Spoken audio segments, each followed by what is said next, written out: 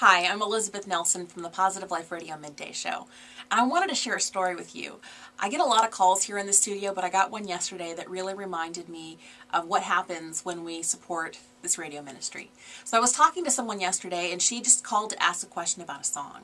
And I answered her question, then we just started chatting, and she was telling me what was going on, and she was laughing as she told me a story about how 4 or 5 days ago she'd been playing something too loud on her stereo, and her stereo broke. And that's the same stereo that they have on that goes throughout the house, where they have Positive Life Radio on every single day, all day long. And after her stereo broke, they just kind of decided to keep going on and not worry about replacing it immediately. And then she and her husband started kind of getting a little bit down and a little bit frustrated with each other. And then finally on day 4, her husband said, "You know what it is?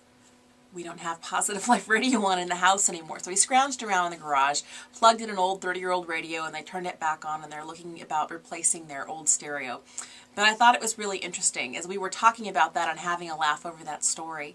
She also mentioned to me that they really needed the radio station on in their house because it was helping them to stay positive, because just a few weeks previous they'd experienced a loss in their family. And I sometimes forget how something as small as the right song at the right time can really, really, really change your attitude and perspective and remind us of God's love. So thanks for your financial support and your prayers for Positive Life Radio.